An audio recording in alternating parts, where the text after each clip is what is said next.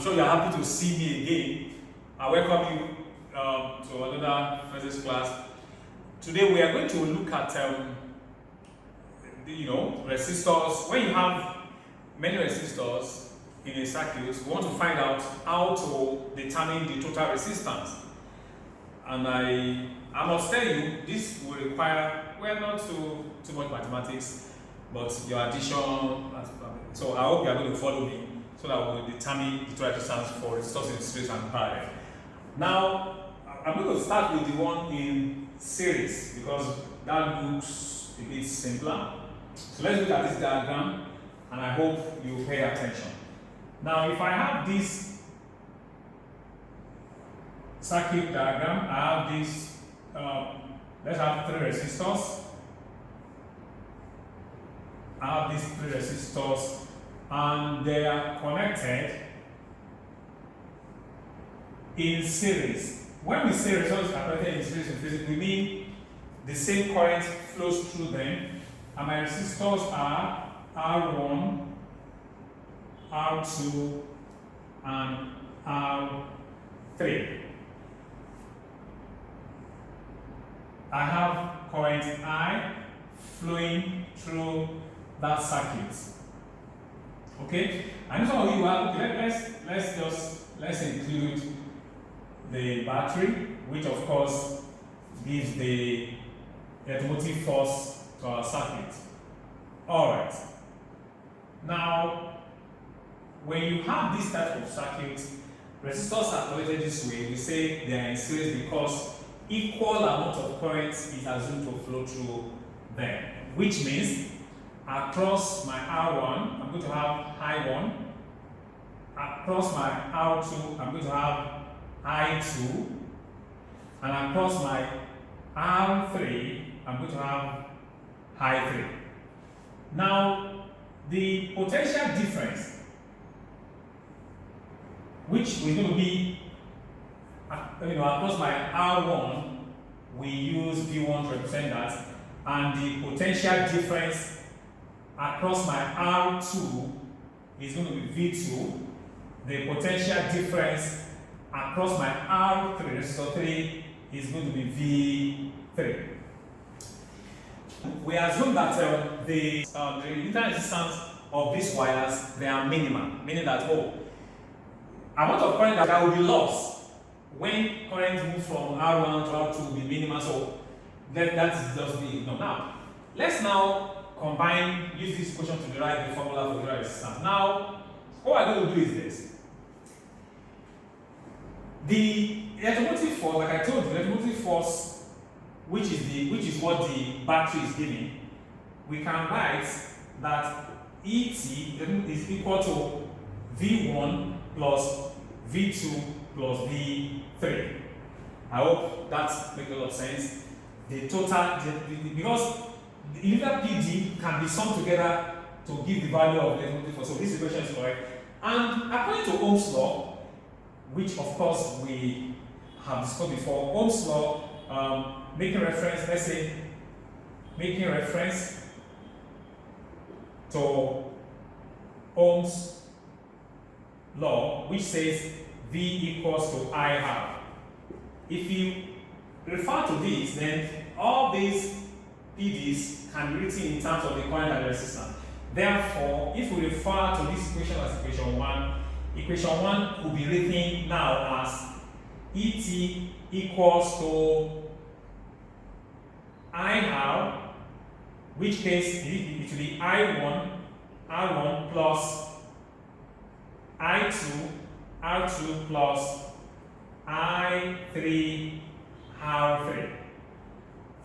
But we've said earlier on that because these resistors are connected in series, there are going to be equal currents flowing through them, which means that, so you can say, but I1 equals to I2 equals to I3. In the light of that, if we refer to this equation as equation 2, ladies and gentlemen, this equation 2, I can tell you that because my I1 equals to I2 equals to I3, I will just factorize all these i's, then I'm going to have ET I will have ET equals to I1 factorized. What do we have? I'm going to have R1 plus R2 plus R3. And by the time I bring my I to come and divide this, the ET at this side, ET divided by I1 equals to R1 plus R2 plus R3. You recall that the electromotive force has the same units as our potential difference. So ET divided by I1 should give us total resistance, which means this first equation can be finally written as RT, which is equal to ET divided by I1 equals R1 plus R2 plus R3. Therefore, I'm combining this R and that one, so I have RT equals to R1 plus R2 plus R3. Ladies and gentlemen, this is where we are going. This is to tell us that whenever you have resistors and they are connected in series, the total resistance, or some books call it the equivalent resistance for the whole circuit, is obtained by adding all the individual resistances. Okay, so that's for when resistors are connected in series. Sorry, I should have written this earlier on. In series. So this is for series. So now let's look at when it is connected in parallel. Parallel connection. Now, for parallel connection, we are going to connect resistors a bit in a slight different way. Let's say I have my wire this way, and I have, that's my first resistor, R1. Let's say I have the second one there, R2, and I have the last one, R3.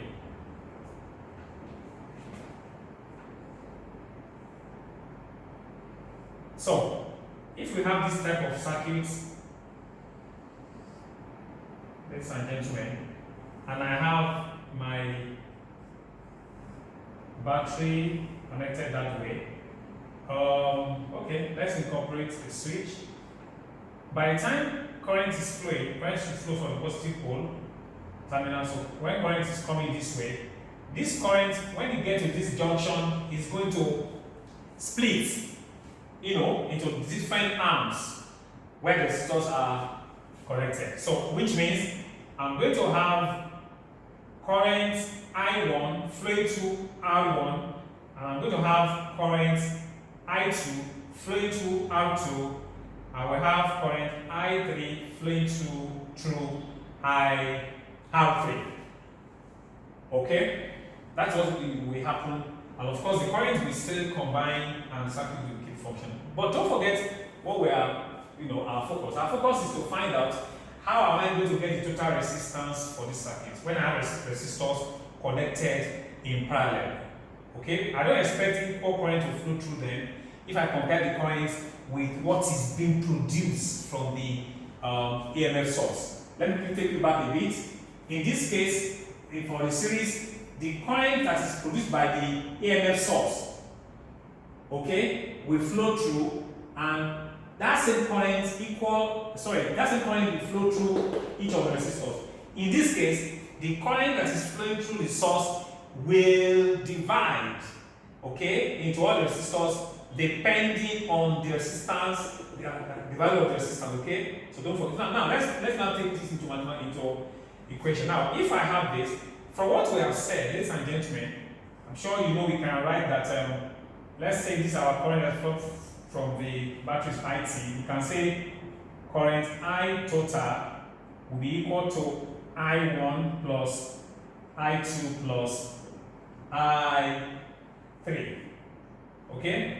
And like we did for the series one, if we go with Ohm's law, using Ohm's law, we know V equals to IR. That's what Ohm's law told us, which means I will be equal to V divided by R. And going to this equation 4, let's call it equation 4 for what we're doing. Okay, let's call it equation 4. From equation 4, we can then write that IT equals to our height will be V over R. So I'm going to have V1 by R1 plus V2 divided by R2 plus V3 divided by R3. Now, I need to quickly say this. When you have resistors and they are connected in parallel, they all have the same amount of potential difference. They have the same amount of PD, which means all my V1, V2, and V3 are the same, are equal. Okay? So you can just say, but V1 equals to V2 equals to V3 because we are dealing with parallel connection. If that is true, our equation becomes IT equals to V1. We factorize our V1 and either of the V's. So we are left with 1 over R1 plus 1 over R2 plus 1 over R3. Which then means that I over T divided by V1 should be 1 over R1 plus 1 over R2 plus 1 over R3. I can tell you that I over V will give you 1 over R. So finally, this will be 1 over R total equals to 1 over R1 plus 1 over R2 plus 1 over R3. So this will be the equation for our resistance when they are connected in parallel. Alright? Before I round up this class, quickly, if you look at this equation, let's consider two resistors. If I have just two resistors, ladies and gentlemen, just two. For two resistors, it will be 1 over R total equals to 1 over R1 plus 1 over R2. If you take the LCM according to mathematics, you are going to have R1, R2. This will be R2 plus R1 equals to 1 over R total, meaning that R total will be equal to what? R1 multiplied by R2 divided by R1 plus R2. If you look closely at this, when resistors, two of them are in parallel, total resistance is obtained by simply saying product of the two resistors divided by the sum. I'm sure that should help us to memorize the formula. For two resistors, total resistance is obtained by just multiplying the two resistors and dividing by the sum. That will give us total resistance, okay? So I believe you understand now that when you have resistors in series and in parallel, we can actually determine total resistance for them, okay? So I believe after doing some practice and revising, this should be able to stay with. Thank you very much. I'll continue from there some other time. Have a nice day. Bye for now.